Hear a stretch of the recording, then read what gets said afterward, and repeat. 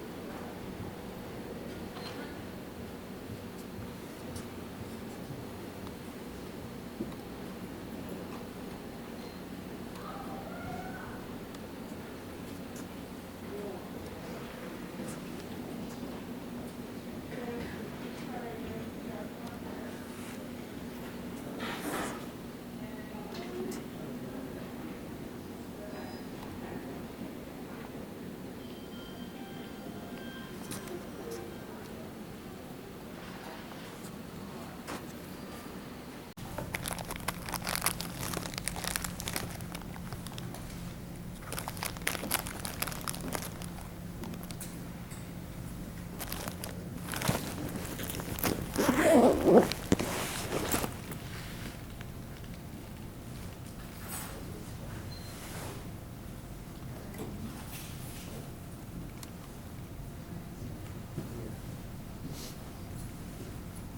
going to start in just a couple of minutes, everybody.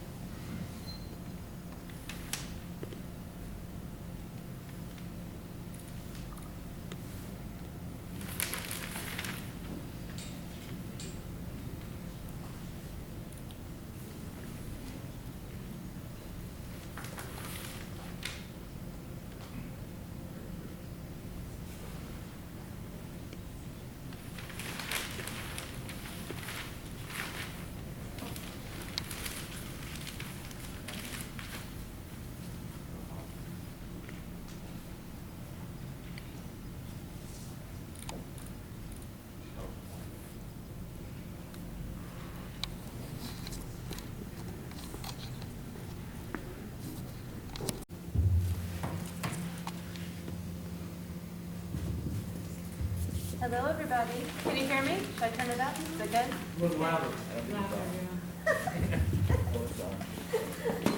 I might be a little low.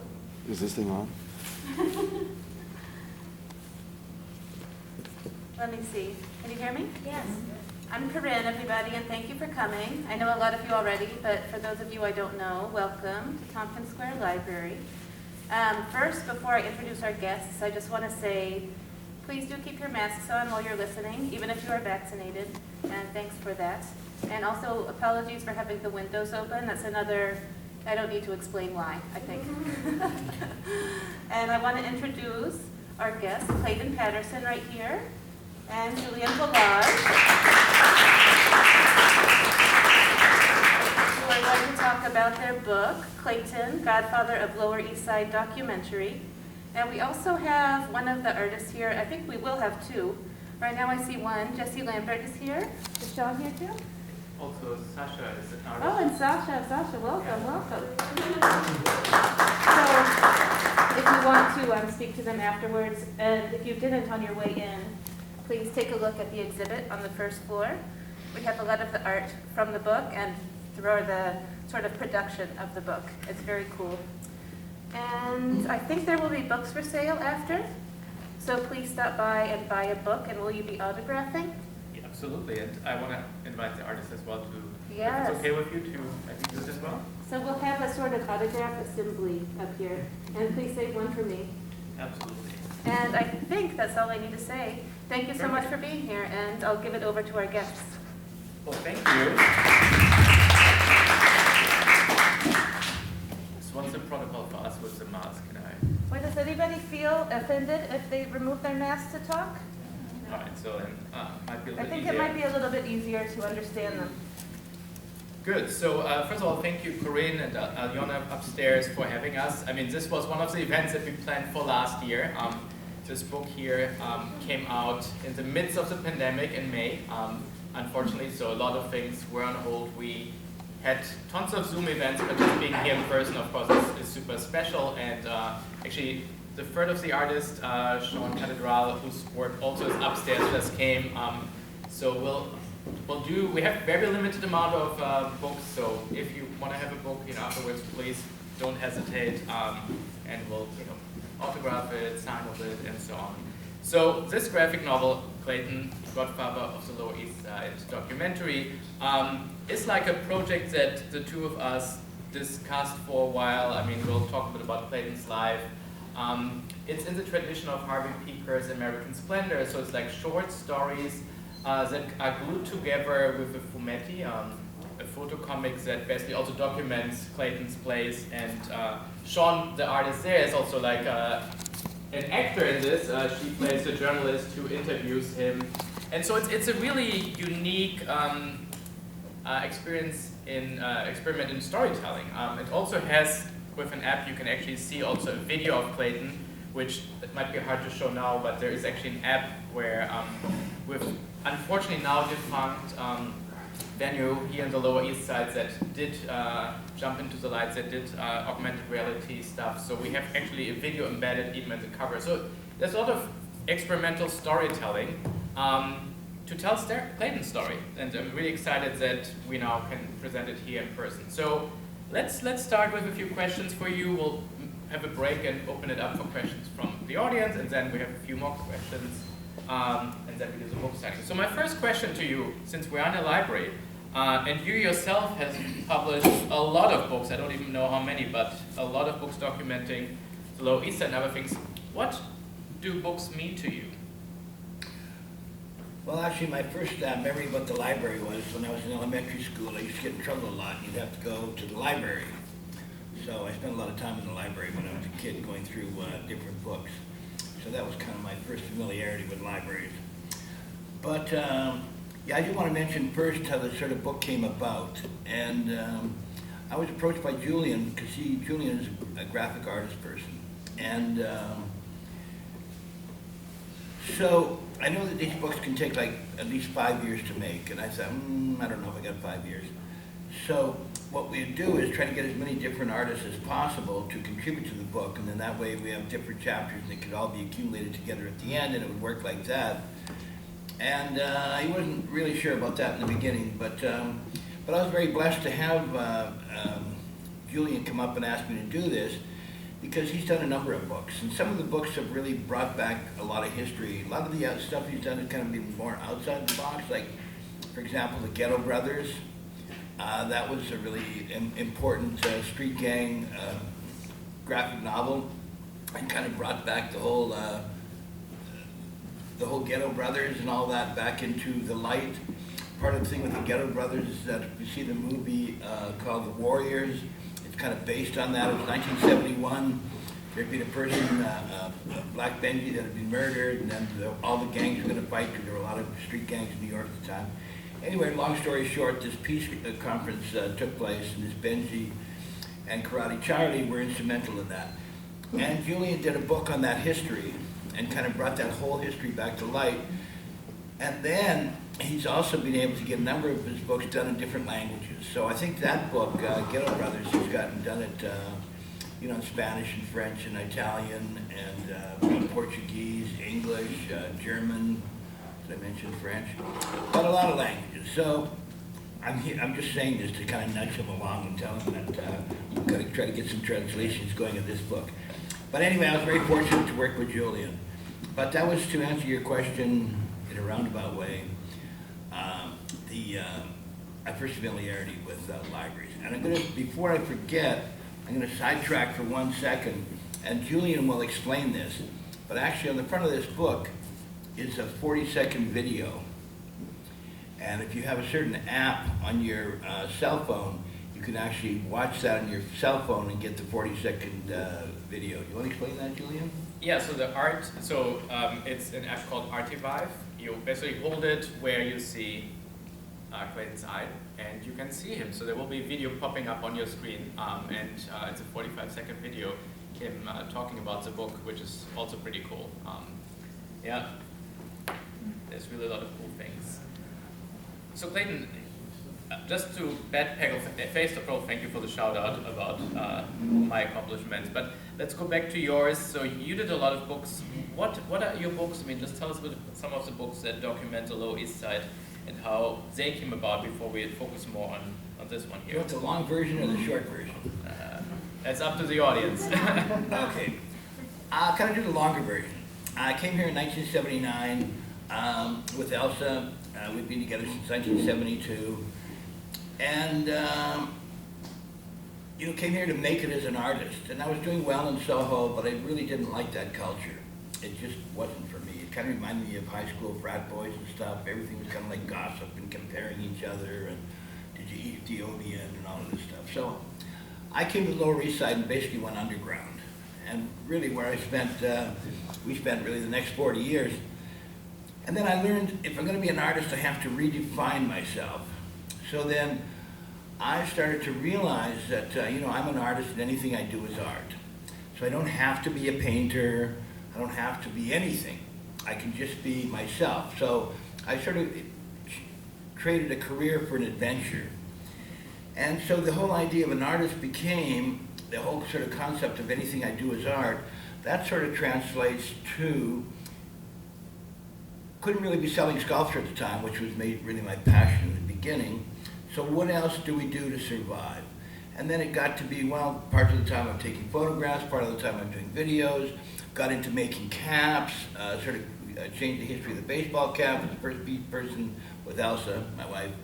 Eventually, we weren't married for a long time, but legalities at the end kind of forced us into getting married. But still a love story. But anyway, so we were the first people to put embroidery going around the cap, taking it off the peak, putting it on here. We did custom caps for a lot of people. So then it became, those caps are sculpture. I used to be a printmaker too. That's how I got to New York.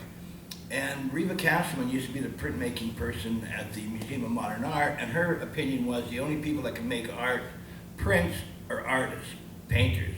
Jasper Johns, but not the person making the prints. And I thought, okay, piss off. So it got to be, as far as I'm concerned, the hats are sculpture. And the photographs are art, and the videos are art. And so it sort of took on that position. And then so it became about a big vision. So my work of art is really this huge vision. And the vision is sort of like, represents, in a way, a big part of it would be, let's say, the Lower East Side.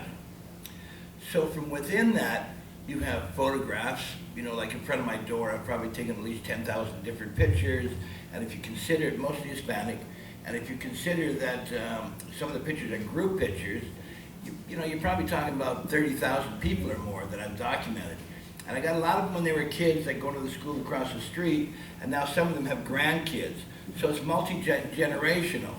So it's like building this whole village in a way. And then, you know, with the tapes, I did a lot of like bands, you know, hardcore bands, CBGBs, the Pyramid Club, the Drag Queens, all those different parts. So most of my interest has always been outside the box. Unique things that I found inspiring and interesting. And sometimes that led to danger and other things. But I always felt that enough people have got Patti Smith does not need me. And it's like I figured, like if with Keith Richards or somebody like that, he's probably got 1 million pictures of him. And so I have a lot of pictures sometimes of people that don't have pictures of them at all. Maybe the family, maybe they lived in a project or a tenement, got burned down, so the only pictures they have of their father or a friend or something like that is a picture that I have. So it's also, you know, it's a big archive. And then I'm starting, and you know, like I was in and out of high school. I was kind of like, like I said, troubled kid. That's why when I came to the Lower East Side, I saw all these kids outside, you know, like the photograph. When you photograph a lot of people in front of the door, the people that come there to be photographed, a lot of times are more like related to the street. Because, you know, it's just sort of the way that works out. So I remember looking out and seeing all these kids, so you have all these Spanish kids. Now, one thing with these little kids is that, you know, 6 of them could take down an elephant. So it's kind of like, you know, it's like you're dealing with that. So I looked out and I saw all these rascals. And I thought, oh my God, that's the kids that I grew up with. So it was always really easy for me to identify with that whole sort of street culture. So then from that, it, you know, so I was getting to the point, I was in and out of high school. And high school was sort of like, you know, I came from the bad end of the working class, and school and parts of it like that are really not part of your culture per se. The culture that I came from, if somebody did really well, maybe you'd get a teacher or a librarian or something like that. And a lot of truck drivers and people go to jail, you know, that culture. I got saved because I met Elsa, and Elsa came from an intellectual family, so she kind of got me to the other side of the street. Anyway, long story short, if you can believe that, I do anthologies. So to do an anthology, I'm thinking anthologies were great for me because then I get everybody's point of view. Like if I'm going to do a book on the Lower East Side, you're going to get my point of view. And my point of view probably isn't the same as everybody else's. So it's better to have the whole broad section. And so with that, so that became another way to look at the Lower East Side, or the history of the Lower East Side. So now you have anthologies, and some of the books are like, I did the Only Street Gang history of the Lower East Side, I did that with Cochise, he's in the book, Satan's Inner Nomads. Now you have to remember, the Lower East Side was like a drug culture.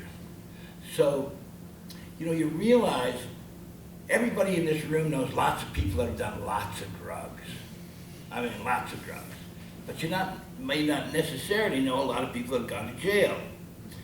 So I know from documenting the neighborhood, and since a lot of the people are Spanish, when Cuomo the Elder got into power, upstate New York was disintegrating. So what he did was build jails. So he started this prison industrial complex.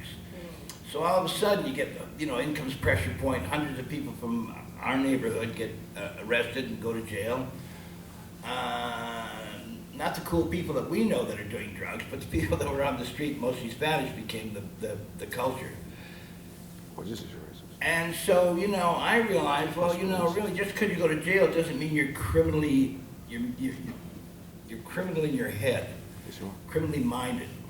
So I knew, like Cochise, he was the president of Satan's Inner Nomads. Like, his thing was violence. And Jack Daniels. Jack Daniels for him was like crack. So when he drank, he got stupid. And stupid wasn't good because stupid ended up in jail a number of times. Last time was like he tried to murder 2 people in his own club, and he got 18 years. Anyway, long story short, I always knew that he wasn't criminally minded, so I was good with Cochise. And so I introduced him to art. And once he started getting into art, he realized he was really good at it and had a passion for art. And And then after he did his 18 years, I knew that the guy could write, so I sort of kind of nudged him into writing. And so he, we both put together the Street Gangs of the Lower East Side, but basically he wrote most of it.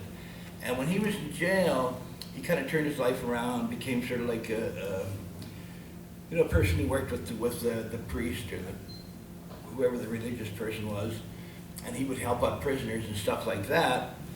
And that's really interesting too, because he would be dealing like with mafia people, and the mafia guy, another guy in there was in there for life, and he's dying, wanted to hook him up with a priest, get a prayer going, something like that. One prison, Lucky Luciano had contributed the money to the prison so that the actual chapel came from his money, and anyway, it's an interesting story. So we did a street gang in the Lower East Side. And the Lower East Side, the thing that was its richness was its depth of culture. So when I come here from Western Canada, which is like a desert, all of a sudden it's like, God, all of a sudden we realize there's like 6 different, or 20 different kinds of film. You got avant-garde, you got narrative, you got Jim Jarmusch, you got Jonas Mekas, you have Nick Zed, transgression, you have all of these different styles. And then you have all these different kinds of poetry. So now all of a sudden just being here, it's like going to all these free universities because you learn about all these different parts of culture that you would have never run into before. And that was the golden goose of America, because out of all of that came so many different geniuses that changed the history of America. So by leveling all the playing field, we're kind of the last generation that had that real volume of richness that will probably never exist here again, because you don't get it out of the 7-Eleven. Anyway, I just want one other throw in a little political thing here. The other thing they did was, starting with Giuliani and then going to Bloomberg, was eliminated art and music in schools. Well, the only way that I got out of where I was through art.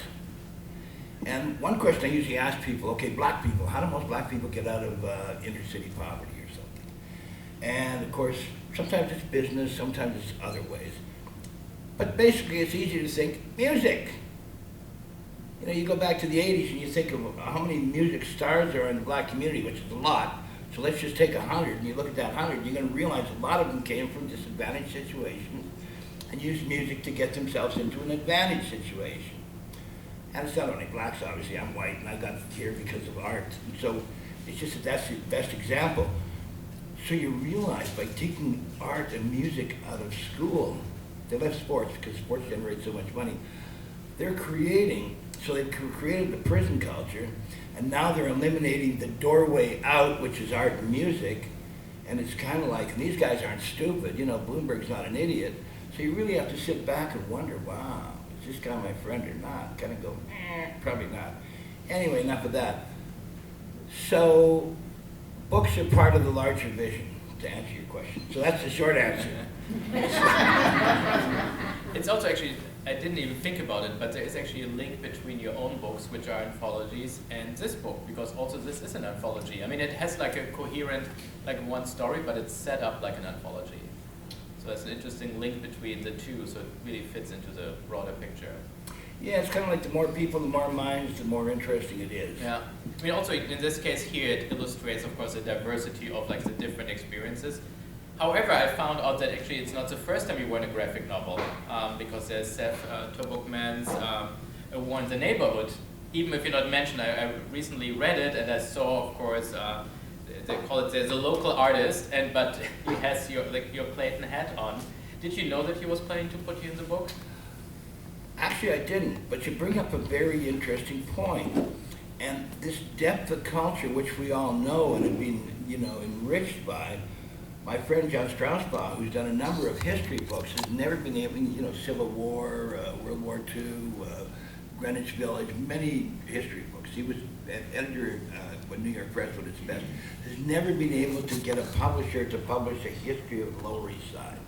So you have to figure out what's that about. So you realize that even though there's so much came out of here, there isn't really that business interest in this neighborhood. So it's kind of up to all of us to save this history in whatever way we can. And once again, it's like with the anthologies and the graphic novel. So the other point that I was going to get to is, one thing I became known for was the Tompkins Square Park police riot. And everybody acknowledged it was a police riot at the time. Now they always try to change it into a riot. Well, it wasn't just a riot, it was a police riot. Not in New York City's history, there's only been a couple of police riots in the whole history of New York City. So it's really important that and like the mayor and the police commissioner also called it a police riot. And I take their word for it. So the point is that, it's just really important that we save our own history. And War in the Neighborhood is one of the only, it's a graphic novel, and it's one of the only history books of that period. There was a woman called Janet Bulligoat who was taught a master's class at the new school. And in that master's class, there was like a chapter, and I think once there was a village or something like that. And her name is Janet Bulligoat, has a chapter on the riot, but the rest of it doesn't exist. And then you start realizing that, God, if something as big as that, and that was a major crisis, doesn't exist, what are we going to do for, so this guy walks in late, he wants everybody to stand up, his name's Teddy. You want everybody to stand up, Teddy? No, stop it. It's okay? Stop it, Pop. Sorry. So anyway, it's okay. So War in the Neighborhood is really one, and then the riot tape I did, and then it's mentioned in some other books I've done. I did a book called Resistance, Radical Political and Social History of Lower East Side, which is published by 7 Stories, also an anthology, which talks about the homeless in Tompkins Square Park and all the different parks. So really, anything we can do to save that history is really important. And Seth's book is also important. And it's funny, out of all the history books, graphic novel is one of the only history books of that period, which is pretty crazy when you think about it. So actually there's a good link here because he has a Clayton hat in Seth's book. I only identified you because of the Clayton hat. And it's of course one of the chapters in this book. Tell us, maybe, it's because it became so much, an iconic. And there's another person, you have also Clayton hat, holds the head up, exactly. So tell us a bit about the history, how it even happened, because I feel like with your story, so many times you just stumbled upon something and then it becomes like a bigger story. Well, like I say, one of the reasons that we're all really benefited from a lot of it's because of our age, from the richness of the neighborhood was because so much was here. So if I get an idea that could work in fashion or something, first thing I have to do, probably end up trying to figure out how to get to China or how to get somewhere else. It's really impossible to figure out how to do it.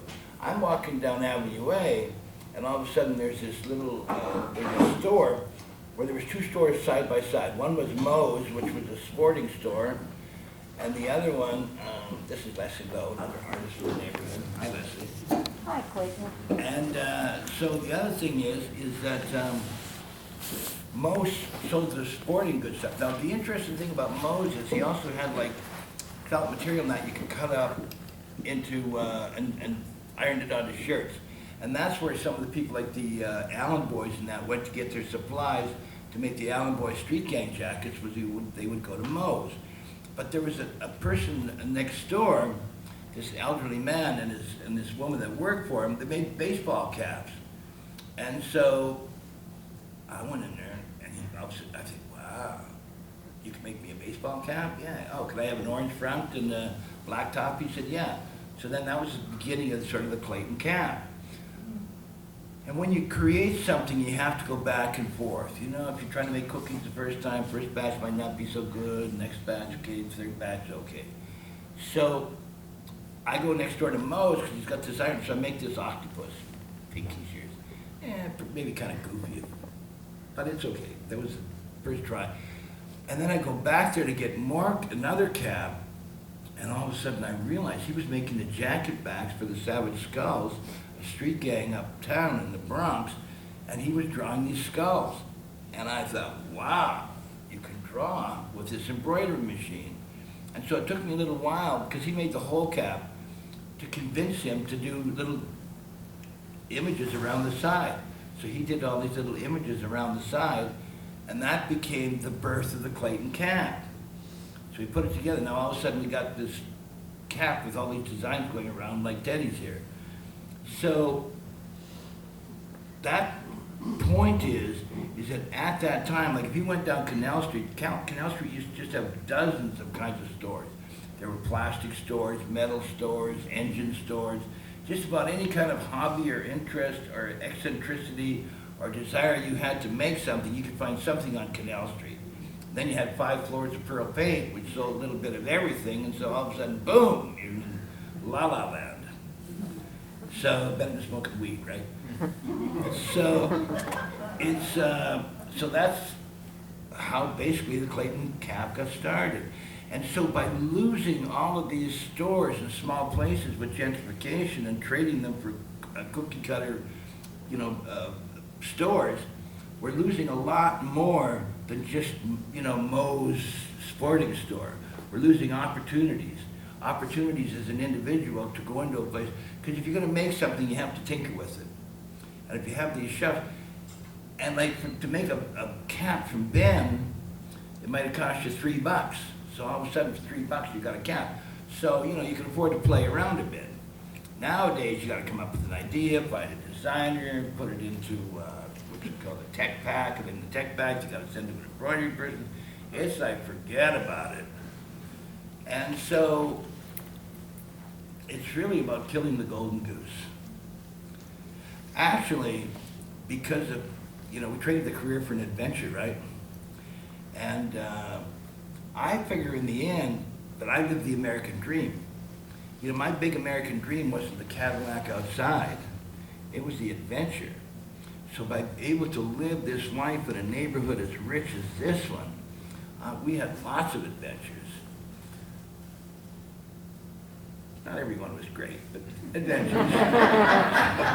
So that was, kind of just the blessing of being in a place like the Lower East Side at that period of time. It's like, oh my God, it's like Disneyland.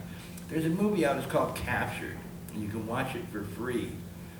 And it's on the internet. It's by Ben Solomon and Dan Levin. And that kind of tells our story about being down here. And go ahead. No, so I want to just go back to photography, because you really are known for your amazing archive. And when did you start photographing the Lower East Side? Because for me it's always fascinating to see your photographs, because it's like it's a different world. If you walk now the Lower East Side and then you see your pictures, it's like night and day. And these are really artifacts of a time that is gone. But when did you start actually photographing? Do you remember? Did you always have a camera on you? I mean, look, for me, you were born with a camera. You always imagine you with a camera, but.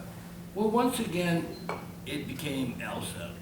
I realized on a certain, Elsa's a very talented painter and everything, but I realized kind of, she now has Alzheimer's, and it's kind of like, into one of those spaces, she doesn't really recognize me.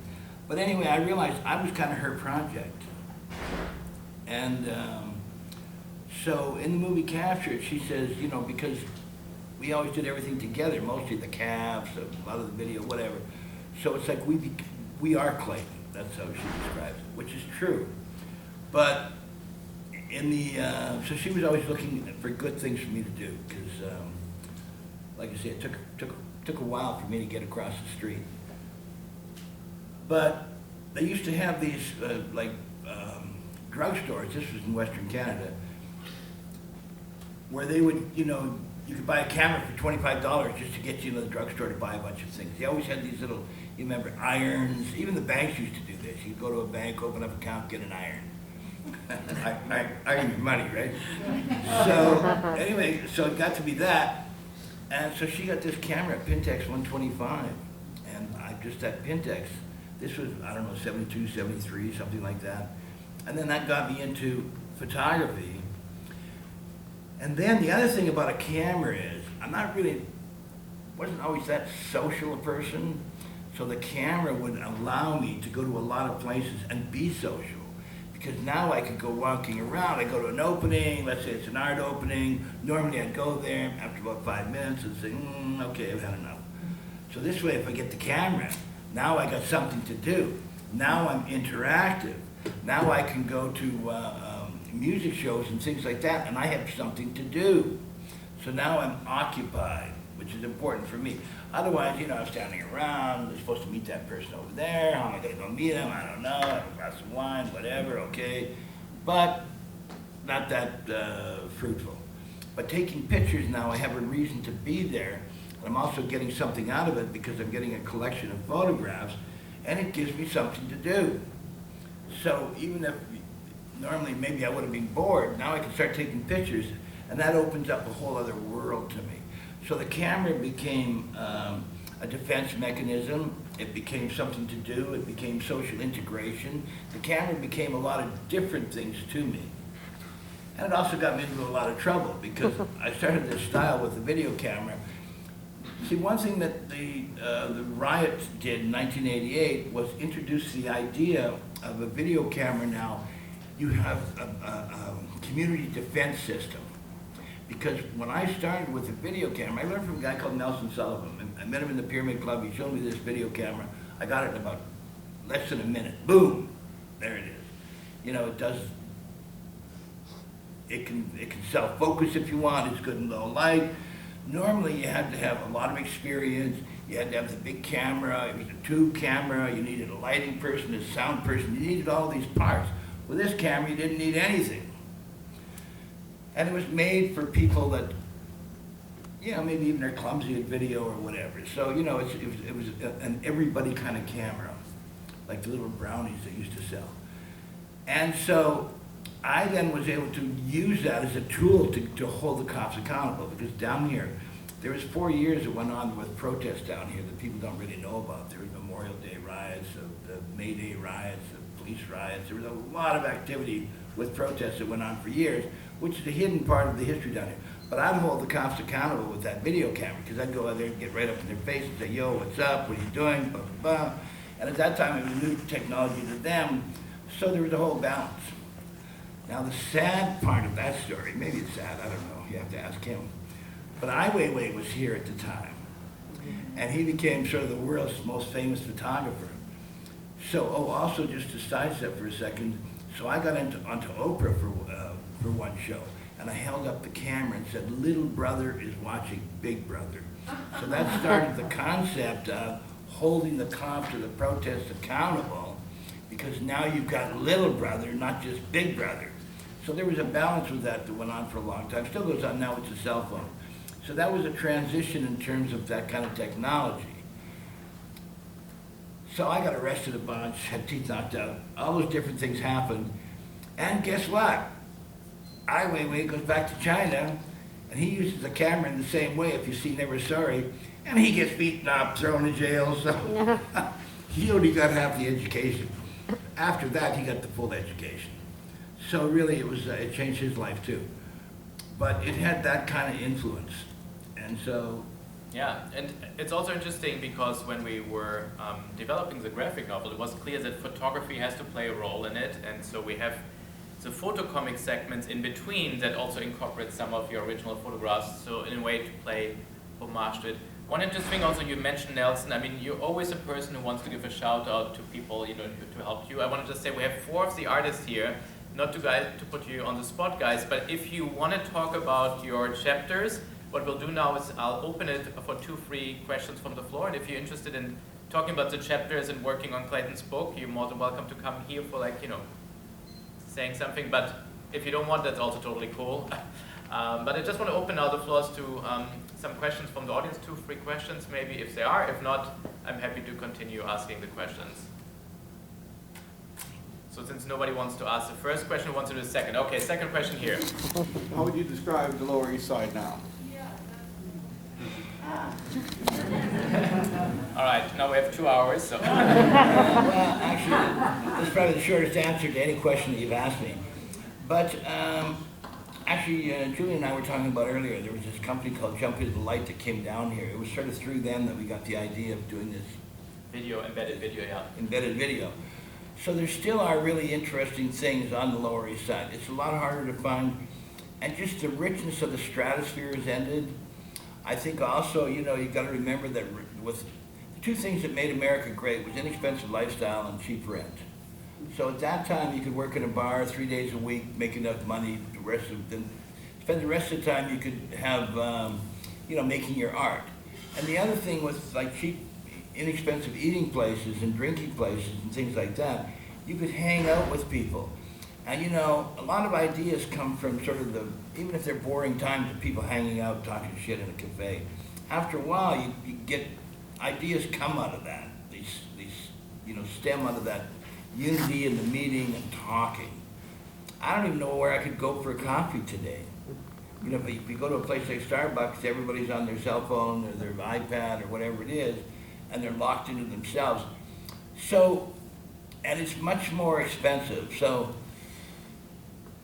you know, I mean, you still have New York here, but really, I think for a person like myself, I don't think I could ever be me again if I came to the Lower East Side. So I think that's tragic. And it's really out of this immigrant neighborhood, poor neighborhoods and stuff like that. You know, it's like, I think if you take like Trump, his kids, I don't think they have a lot of opportunity, but I don't think they're geniuses. You know what I'm saying? Can shoot a tagger, okay. But beyond that, I don't know. And so, all of those opportunities allowed a lot of people to come, becoming things that you didn't even know you wanted or could be. Louis Guzman from down here, you think he started out thinking, I want to be an actor? No. You know, maybe going to Henry Street or some different places like that opened up the opportunity where all of a sudden now you can become Louis Guzman. But to do that nowadays, it's like really hard. There's no communal spaces, no communal opportunities. A lot of that stuff has really disappeared, so it's hard. Yeah, please.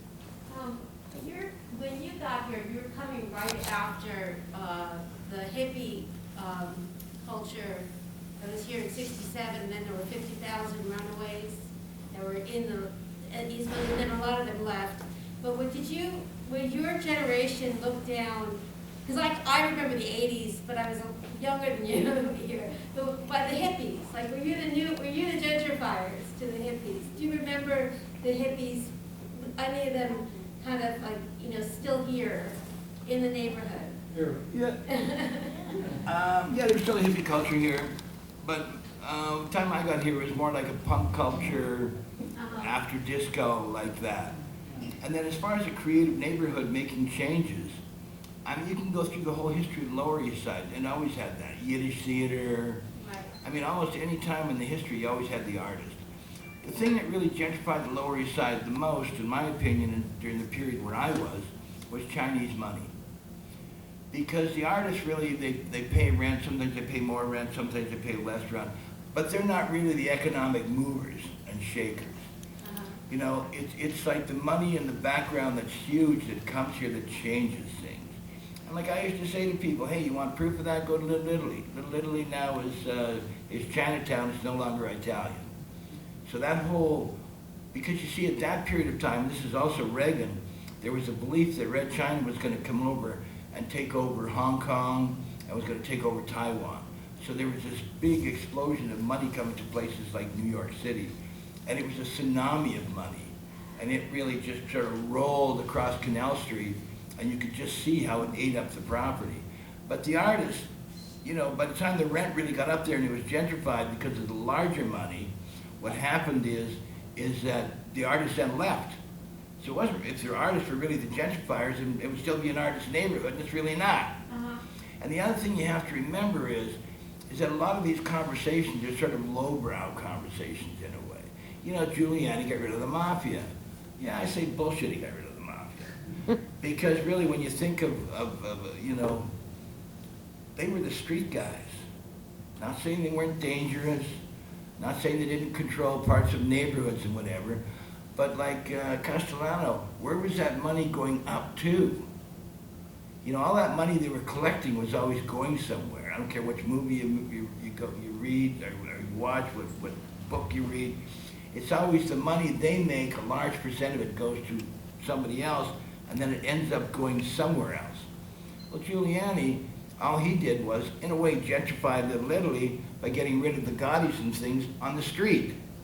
So that's just really clearing up the street culture. But where does the money go up to? He didn't touch that part of the program, did he? So it's really that other economy that dictates what the neighborhood is going to be. And it's easy to sort of blame the artists and say, oh my God, before we had, now the artists are here, now everything costs more. It's not really true, because you always had artists here in one way or another. And there's probably fewer artists here now than have ever been here. So if they were really the gentrifiers like that, they would all still be here, and they're not.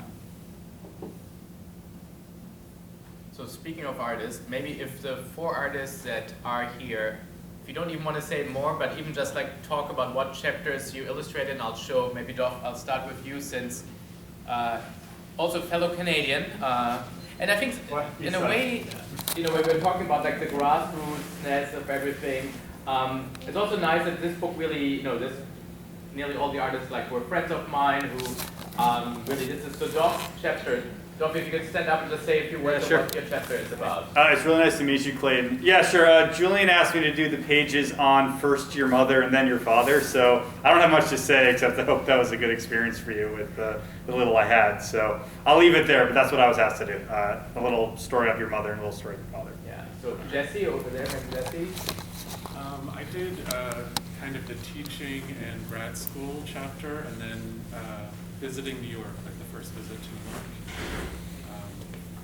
So I don't know, for me, one of the really interesting things about working on it was working from a script, because I didn't really know much about Clayton when I started. So I learned about him through the script, and as an artist, that was like an interesting experience, translating the script into visuals and dialogue. You know, I was given the dialogue, but you know, visually, making the dialogue and speech bubbles and all that. So. Sean, if you Sean is actually throughout the book. And I'll say Jesse and Sean's art is also upstairs. So after this, you know, really take some time to look at the display cases. It's really cool to see the original art. Sean.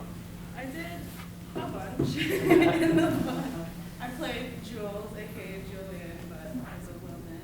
That was cool.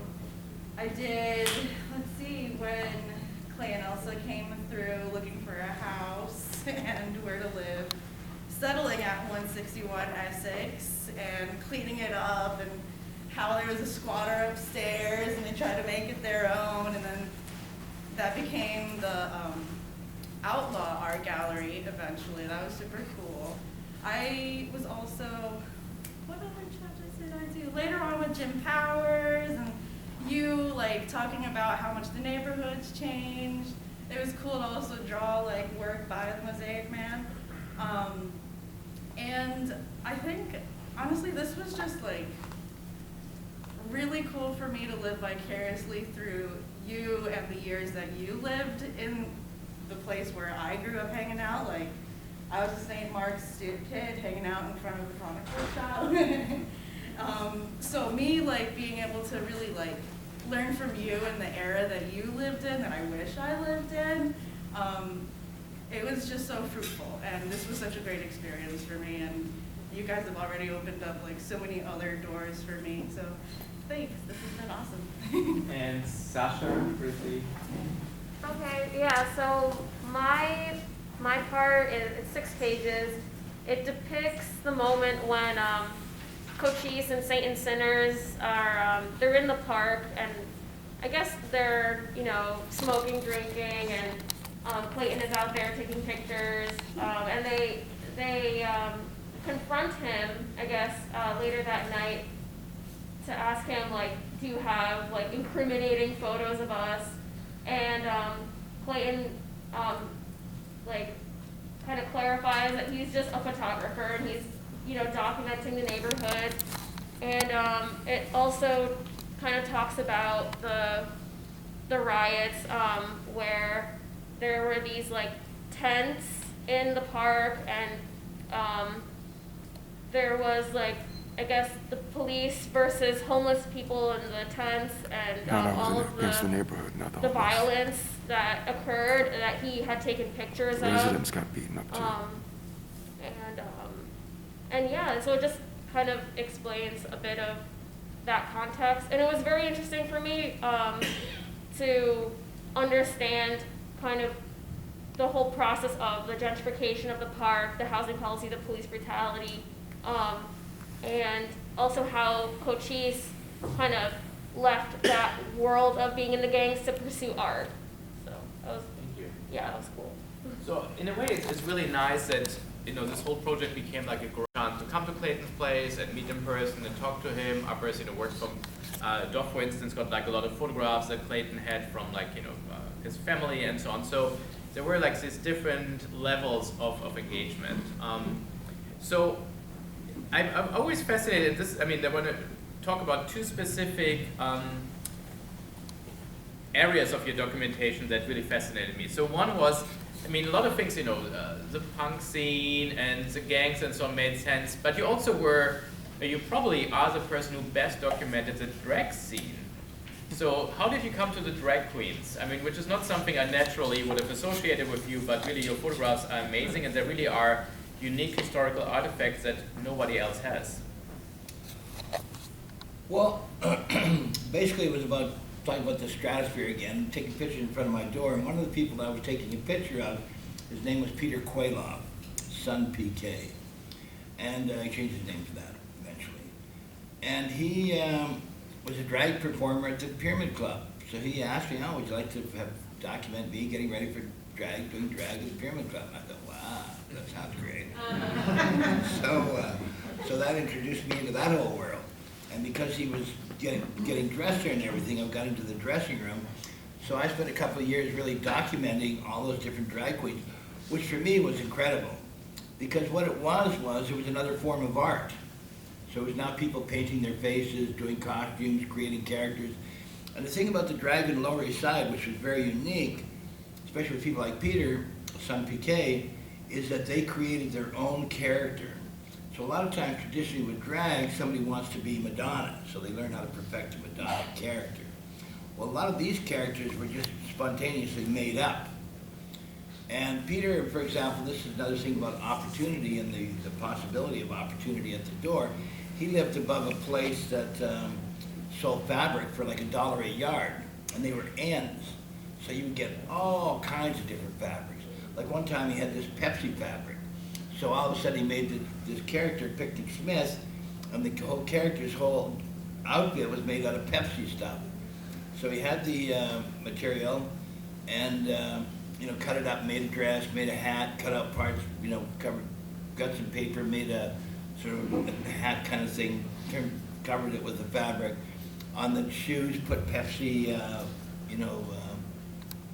Pepsi tops. Then earrings were Pepsi tops, and so created this whole persona for probably $15, but it was great. And so it was a level of creativity that I found really inspiring and interesting, because in the end, art and art things are about creativity. So it's the process of creativity that really I found inspiring, and whether it be drag. And so that kind of fits into the larger vision. Okay, now somebody's making an outfit. Well, that's a creative process, so that's as interesting for me as a painting. So it's all art and creativity and original thinking. So that's all part of the package. Perfect. So the other art and creativity scene, which also super surprised me, was you were instrumental in the legalization of tattoos in New York, which I didn't even know they were illegal. So can you tell us a little bit, first of all, from when to when were tattoos in New York illegal, and how this whole process started of legalization? Basically, in 1961, there was a lawsuit that went to close down tattooing. Then there was an appeal, and it really took about till '63. But a deal was made in '61 not to do any tattooing until the appeal was over. And then in the end of 1997, it became legal again, and I was part of that process. But this whole thing, once again, started off with a good old camera. So I was always interested in photographing things, and tattoos was an art form. And so I went to this thing at the Sixth Sense Gallery, which was on 6th Street between A and B, run by a guy called Yuri Kapralov. And he was the guy that did a book called, I think it was Once There Was a Village. And it's really about the 60s on the Lower East Side when they brought in tanks and like that. And you'll have to ask the librarian if that book is in this library, because it would be an interesting read, because it's one of the only books, once again, at the Lower East Side, describing a time period which was the 60s. So anyway, started taking these pictures, and this person started this thing up called the Tattoo and Body Art Society, Tabasny. Now at that period of time, he wanted to do hairdressers, you know, body painting, piercing, and all these other tattoo artists were sort of like, I don't think so. Because tattooing has really had its own form of conservative attitudes attached to it. So he couldn't really run it anyway. So a person by the name of Ari Rusimov and myself took it over. And I was there because I wanted to take pictures. So, because for me, and then once I became there became two presidents, Ari Rusimov and myself, I had free access to take all the pictures that I wanted to take. So I did that. And that got me into the Tattoo Society. And because I wasn't part of the business, I didn't care, you know, we would have contests and things, and I wasn't really pushing any one particular artist, because I was okay with everybody. So then it got to be, eventually Ari made a film called Shadows in the City, and it was recently purchased by the Museum of Modern Art, so they have a copy of it. Hopefully we can see that at some point, because a lot of the people from the Tattoo Society are in that movie, and I was the art director of that movie. But anyway, when Ari moved on, then became Elsa and I were running the Tattoo Society, which I did for years, which was always fascinating for me. And it also, at that time, brought together a lot of younger people that were interested in learning tattoos, but learning about tattoos in that period of time was almost impossible. So because we had the society, there was people like Wes Wood would come there, and Wes Wood was like the, kind of like the technical genius. So he learned how to make machines, he learned how to make color, he learned how to make needles. He invented a lot of stuff. I'm working on a tattoo history book right now, another anthology, History of Tattoos in New York. Anyway, what happens is that I also made these cards. And so I put my black and white drawings in the front. Now there are a lot of artists who didn't really like these drawings, but I didn't really give a shit because I was the president. So those cards, they have that my look about it. Now, years later, people see that they have their own individual look and they're okay with them. But out of that came a number of artists. So as it got around to, it also got me into, I had one little line in Modern Primitives, Tattoo Society of New York, 161 Essex. So this person in Austria was starting this show called Wild Style and Tattoo Messe, and he found this book, Modern Primitives, and had this one address in it. So he wrote to me and was asking, how do I get famous American tattoo artists to get them to Austria? So obviously I had access to all of these artists, so that got me off on an adventure of taking tattoo artists to Austria. And that opened up a whole new venue for me. And then I went there, once I saw this show, I thought, wow, this is really cool. So I started documenting it as much as possible, and that got me embedded in the show. So part of the lesson from that is when you have the opportunity to do something, you see something great, try to do more than what you're supposed to do, because if you do more and you kind of embed yourself in it, then you become part of it, and then all of a sudden you're part of this show, which you think is really amazing. So that's what happened with that. But anyway, as it got to be around 1997, somebody else came in, they were talking about, Catherine Freed had a person on her staff, she was our city council person that wanted a tattoo, and didn't get a tattoo because it was illegal, and then she came to me because I'd been a political activist at that period of time, and being the pain in the ass that I was, she knew who I am, so eventually, and I was good with her, she was actually a very good city council person. And so she sort of, the three of us spearheaded it, Wes Wood, myself, and Catherine Freed. The other thing that was amazing is, so all of these artists learned how to be tattoo artists in the Tattoo Society, because once again you had that clubby thing where people started hanging out with each other, learning from each other, and they were all inspired. So a lot of the shops that opened after legalization came out of the Tattoo Society, and out of that there are a bunch of women. So a bunch of women tattoo artists like, you know, Michelle, Emma from Porcupine, Andrea eventually went to Texas, but all these women artists came out of it and opened their own shops. Lori had East Side, New York Adorned. So it was really, a lot of people came out of it. So it also became productive. And that's important for me too. So it became kind of a learning place for other people, and they were eventually able to take that learning and turn it into a lifestyle and a profession and something that carried them on for the rest of their lives. So that, in 1997 it was made legal. And then three people wanted to open up a tattoo convention, and so I became the organizer. The first year there was Wes Wood, Steve Bonji, Butch Garcia, they were the owners, and then I was the organizer. So before it was really tough. Second year it became Steve Bonji, Butch Garcia, and myself. And Wes came in with a lot of support. So that's how tattooing changed my life. Just by going somewhere and taking pictures. But then all of a sudden you start taking pictures and you see an opportunity. And you think, wow, this is cool. And then you realize, well, this other person couldn't run it. So then Ari and myself took it over. And at that period of time, there's always a game attached to this stuff. You know, you sort of try to, it's always about trading this for that. So rather than having to rent a space to hold the meetings in, we would go to places like, let's say, CBGB's, or Space at Chase, or the Pyramid Club. And what they would do is they'd make a deal and say, you get the bar, because the meetings went from 7 to 9, which was great because we're in a bar, anybody getting drunk, they're getting drunk after that, so we didn't have to deal with drunks.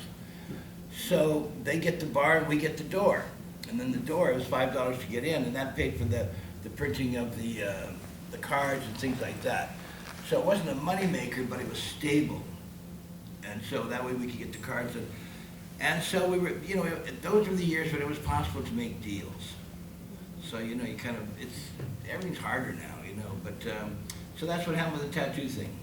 Great, thank you. And also, of course, all these stories you can find in this book in form of a graphic novel.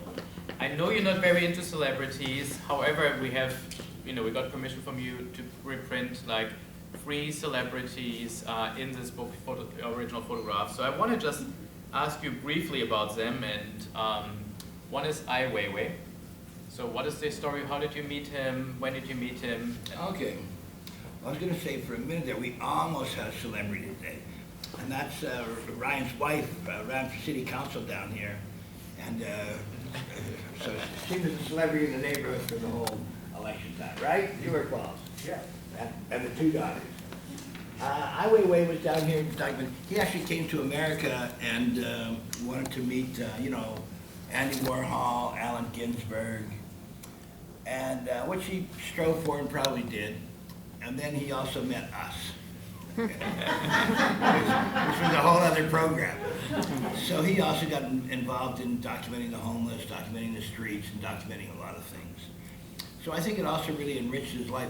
And I think it also got him into a form of consciousness that when he went back to China, that's when all of a sudden, like when earthquakes happen and kids get killed and stuff like that, I think he picked up a lot of his humanitarian interests from hanging out. We were basically the rabble. You know, this wasn't like the cool factor. See, you have to remember, one of the greatest things Giuliani did was he split the party. It's now a 2-party system. At that time when Giuliani was in power, it was democratic. And it might sound great, but it wasn't. I remember one time I was documenting this, it was a black union party, and Catherine, Miriam, what was her name? Not Miriam Friedlander, the city, Ruth Messenger was the borough president. And I thought, wow, we got the borough president here, let me go ask her some questions. And the first thing she did was she scolded me, said, look, if you want to talk to me, you got to go talk to the head of the community board. The head of the community board talks to the manager of the community board. The manager of the community board talks to the city council person, Marion Friedlander. Marion Friedlander comes and talks to me, and then I talk to the mayor. And I thought, okay, piss off. So,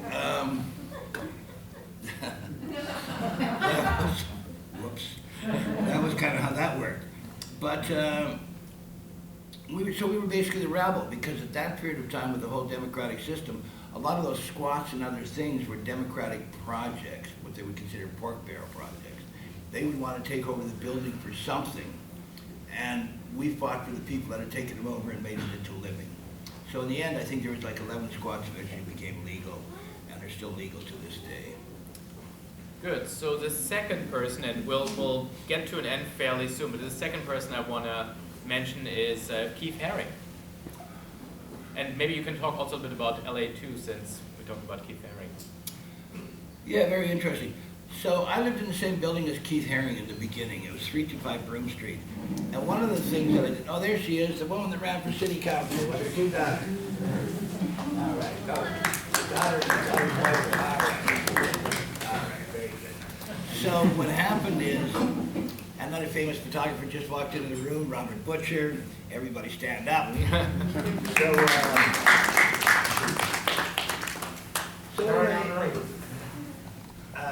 you're lucky you're late. No, maybe not. Hopefully not.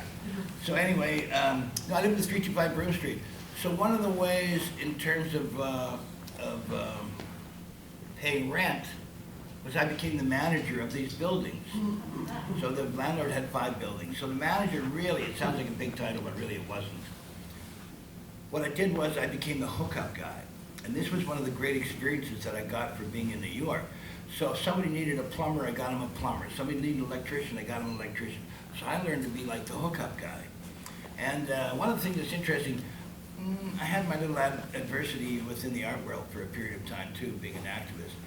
So I remember when the New Museum did a show, and it was an East Village show. So I was in the show, but you know, they had all these other people in the show. My place in that show was, there was a sign on the wall, because there was a Keith Haring door there, and it said, and Clayton Patterson was the super of this building. So that was my position in that show. And it wasn't really true. I was a manager, for Christ's sake. But anyway, yeah, actually Keith was an amazing person, because at that period of time, he was from Cutztown, Pennsylvania, which means he was from out of town. And I don't care who you are, if you come from even the wealthy family, it takes a year or 2 to get into New York. You just don't start off being a New Yorker. So he's obviously not familiar with a lot of the culture like that. And he's a gay guy, so he dresses kind of weird. But he was interested in the Lower East Side. And so he eventually hooked up with LA too.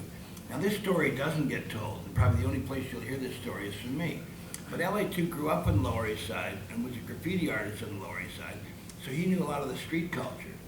And he was in this crew, CBS. And if you remember back, there was a mural on Avenue D in Houston that was a Keith Haring mural. And it showed like a DJ with records flying out, and that was like a CBS crew. And that was run by a guy called Rodney.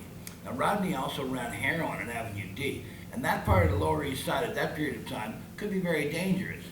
You know, people talk about D as death, and, you know, sort of like the difficulties of Lower East Side at that time, because it was basically a drug neighborhood. So LA2, the guy Keith Rodney that ran the dope also on Avenue D, he was a black guy that basically most of that crew was Puerto Rican. And so he got Keith a pass. So Keith could go down to the projects and things because Rodney got him a pass. So you wonder, how's this gay guy from out of town who doesn't know New York very well, or Lower East Side, how does he get into the projects and things? Well, that came from a hookup through LA2. So that's kind of like how the world works, especially at that period of time. You didn't go to a lot of places unless you had a hookup. You know, even if there was a store that sold pot, you just didn't go in there and buy pot. You had to have somebody make the introduction. If this guy's okay, then you get the introduction, then you can go in and buy pot. So you always needed that introduction. And LA2 really was the, this is how I got sort of part of my fights within the art world, why I became the super and not in the show. But anyway, LA2 really was responsible in a lot of ways for Keith Haring. And if you look at a lot of the early work, especially the 2 big books, the one put out by Deitch and the one put out by the Whitney, and if you look in there, you'll see a lot of those works are collaboration. And LA2's work is his signature, LA2, CBS, LA Rock. But all the notes is Keith Haring. And so out of these 2 books, which are obviously Keith Haring, so there's even one picture in there of Fab Five Freddy and this other woman standing by a vase, and it says, now you got to realize if this was a Picasso or a Jackson Pollock or something, you would say Jackson Pollock. It wouldn't list the 2 names beside the painting. So it says Fab Five Freddy and some unknown woman, and that whole vase is LA2. So it's kind of like, hey, there's something missing in this program. So anyway, I sort of was dealing with this, and I thought I was going to help Deitch out before he went to, because he got the job at MUCA. He was going to be the director of the art museum out there. So I think I'm doing him a favor, because he was one of the people that did this book. I thought I'd go there and explain to him, hey, a lot of this work in here is done by LA2 and Keith Haring, collaborations. So I go over there to meet him. I could meet him at that period of time because the graffiti world, actually, because I documented a lot of graffiti, and Iraq, which was a crew on the Lower East Side, was tight with Deitch, so I had no problem getting in to see him. So we get into this meeting, and I start talking about this stuff, And then he gets to the point where he flips. And you gotta figure out this part. He says, you're threatening me, you're threatening me. And I'm thinking, whoa, chill, bro. What am I gonna threaten you for? So anyway, even to this day, those two books are actually wrong. And if you go through the two books, one big red one and one big pink one, and if you learn to what LA2's art looks like, you can see it. There's only one noted part in there. It's a sarcophagus where he did the collaboration with Keith Haring. But if you go through the rest of it, you know, the Statue of Liberty, the vases. There was even like a Museum City of New York and a vase, and it says Keith Haring. But if you look at the vase, it's LA2 and Keith Haring. And so the other thing he said to me at that time was, well, those were all works for hire. And I'm thinking, yeah, right. When you guys all start off as artists, the first thing you do is you're thinking, okay, I'm going to make all this artwork with this kid. I'm going to hire you. You're going to be work for hire, and it's all mine. I don't think so. So anyway, that's an ongoing struggle that's gone on for a long time. And hopefully someday that puzzle will get solved. But that's that part of it. All right, thank you. So since we're a little bit over an hour, so my last question for you is, you know, the book came out in the midst of the pandemic, and obviously it has been a weird year for all of us. So how has it been for you? Because you're a person who really is out and about and really always doing things, and this was of course like a time where this was not possible. And what hopes do you have for the city? Well, I think a number of things. One thing that's really curious for me is that we were expecting this book to come from, it was printed in China. And you have to remember that New York didn't really get shut down, the airports and everything, until like March, April. So we didn't really become conscious as a whole sort of body of people until like March or April. But all of a sudden, what happened was, in December the 12th, I remember that date, the books were held in China at the port because of some virus. And I'm thinking, wow, December 12th, that's not even into 2020 yet. How did they know that these books had that they could have the virus? And the other thing is, since it was going to be a slow boat to America, if there were viruses in there, they would be dead by the time they got here. I mean, that's just a fact. So it was curious to me that somebody higher up already was conscious that this virus existed, and they had to be careful of it. But all of a sudden, there was hundreds of thousands of people going to China, flying around the world. So it's kind of like, it makes you sort of wonder, how does all of this really work?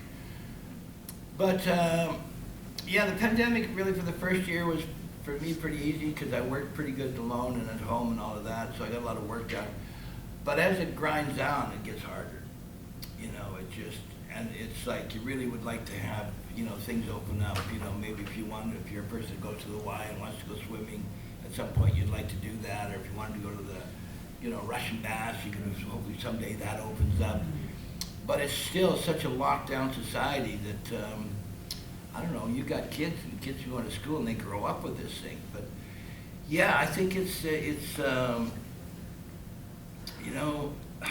I don't know. I mean, I just hope that we can survive this and that things work out and that things open up. And I just wish that the concentration would stop being on just money and power and would open up more towards people. Put art and music back in schools. Find a way to make rent inexpensive. Start finding a way because really that was really the golden goose. I mean, this is where Hollywood came out of. This is where so much music came out of. So much art and poetry and all of this came out of places like the Lower East Side. And I don't think Trump's kids are going to do that kind of creativity and inventing. So we've kind of ended that chain. I think as the years go down, it's going to be a real deficit for America. So I hope that that's not true, but we'll have to see. Yeah. Well, since I want to say again, thank you to Tompkins Square Library for having us. It's yes, great that we could do this a year late, but we did.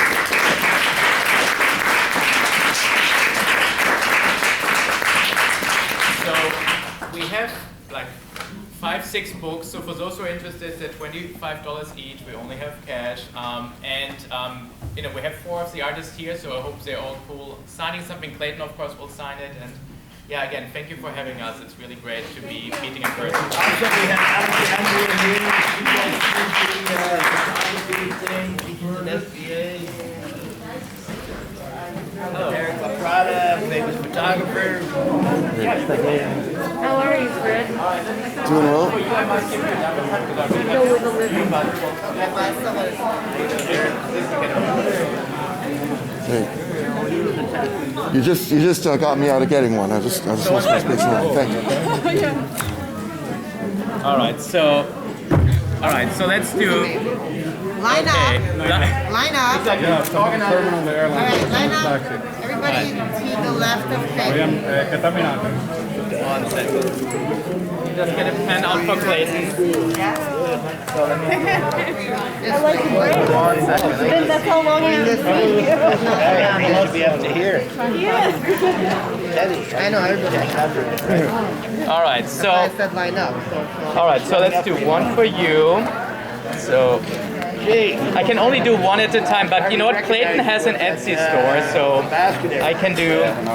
Let me see. If we have enough for two, you can have two, but I don't think we'll have. Yeah, definitely. Thank you. Can you hold one for Okay, I'll hold one for you here. Thank you so much. No problem. All right. All right, 1 second. So. I can only sell. I don't think we have enough. So, 1, 2, 3. I'm definitely putting this video up on YouTube. Okay. So yeah, I can only give you one. I'm sorry, but Clayton has in his Etsy store more. So let's do this. 1 second. Oh, perfect. So Clayton, for you for signing. Oh, yeah, And okay. here. Yeah, 1 second. All right. So let me 25. We don't. They have problems with the supplier. So okay. So 25 here. Second, you have. Keep saying, don't worry about that. Keep saying, fine. Yeah, okay, thank you. You already have your copy. You just. You don't really need to say Oh, you got it. Yeah. Okay. Okay. I have one more.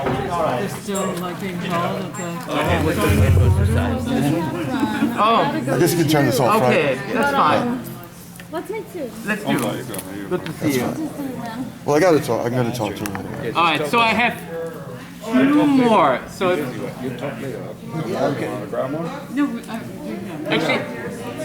actually, yeah, I can give you another one. Actually, yeah. I have last one.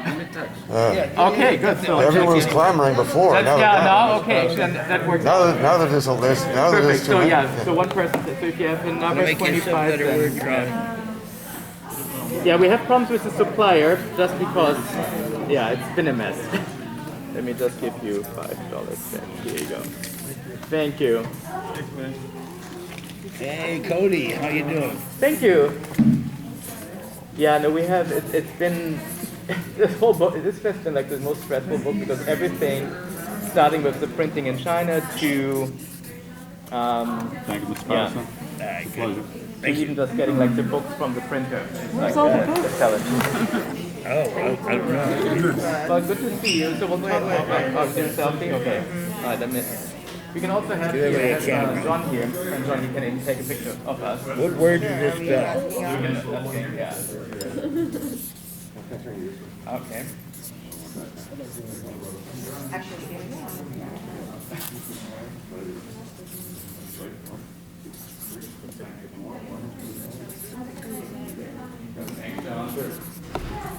Okay, so let's talk next week. That's fun. Good to see you. Yeah. You too. Nice talk. Ah, thank you. Sorry, I was late. I just got your text. Ah, you're lucky you're late. We can totally arrange. Sounds great. I'm so glad you bring up my Keith Harris. Oh, yeah. That's the story nobody knows. I mean, how do you get into the Lower East Side? I actually got a couple of things to talk to you about as well. First off, you most likely photographed Iconicide's first drummer. His name was Vegan Mike. And Vegan Mike became one of the Saturday Night Go-Go Boys at the So Pyramid. yes, exactly. So the He's idea now a was, transsexual when we did it, street that hooker in we would have the Detroit. signings with the And so artists he that was would be immersed able in to that whole do scene. this, He was and, in here, you music, wanna in the draw music something scene. in Oh, here? this was going back to I first hung around with him, hung out with him like 88, I know you're working on 89, around that time. Yeah, after '89, I left that scene, but because I went to street culture. But Right. Yeah, 87, 88, yeah, good chance. Right. And also, I had to draw a villain of the you book, worked I with think. Rusumov, the Mad Russian. Yeah. He directed a movie Well, I just draw his called father, Trail naked of villain. Blood Yes, yes. about the Green So River when I Killer handed it that to him, stars I'm like, my I don't good really friend know Clayton. David I'll Huberman villain the shit I made. as the title role. You what? Dave Huberman, the punk poet, the ranter and the raver, he plays the Green River Killer. And that kind of role was tailor-made for him because he didn't really have to act. Right. Let me just give you here you go. It's interesting how like different things, like different scenes, like dovetailed around there. There was Yeah, a well, that was there was the a point. lot of bleed over. They all ran. There's like a hell of a lot more bleed over. You have books in your store? Yeah, I do. I can't pick one up. I think there's still Everything all right? one more, but I guess. Are you working on your article? Yeah, I am. Oh, Sasha, she's one of them. Oh yeah, I am. I'm tired. Depressed, all the usual bullshit. Okay, we have one more. If anybody. Okay, sold. Glad you came. Thank you very much. That's the last. Cody. What's going on? Perfect. What you got there? Let me get This is such a good turnout. Yeah.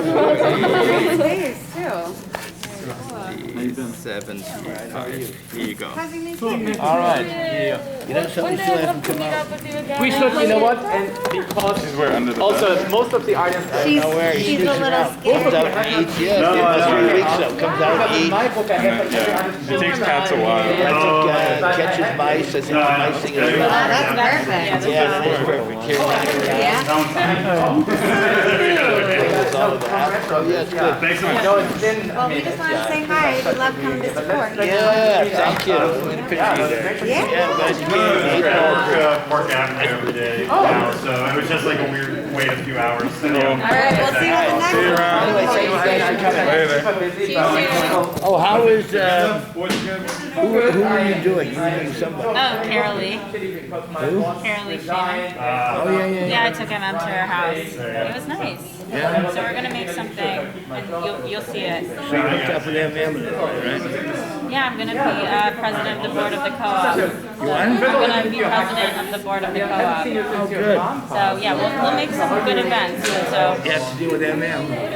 I love MM, but she's great. This time of the year must be But especially yeah, hard, so I'll see you soon. Yeah, say hi to I MM. actually gave her my copy of Yeah, I'm gonna get out of here. Most of this, That's good. I hit the pause button for like a half a minute or so somewhere, but everything will be up on YouTube. Give me a day or two. Okay, so I'll send you the link. that'd be great. Thank Nice. you. All right. Tell Julian, he's gonna put all this up on YouTube. Okay, perfect. Yeah, if you could also like send me then the link and so on, or via Clayton. Yeah, or something, I'll send it to Clayton. He'll be able to pass it Awesome, on. thank you. Yeah. Nice. Yeah, I want to see that too. Yeah. All right, cool. No, but let's. Are you like? I mean, you're in Jersey, so are you coming regularly in, or what's this?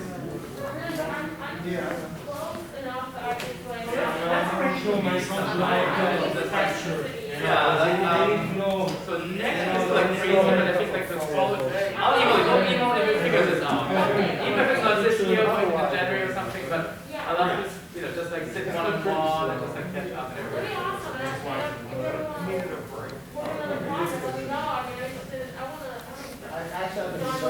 Yeah, that's talk so nice.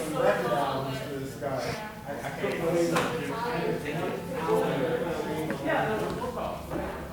Well, thank you for coming.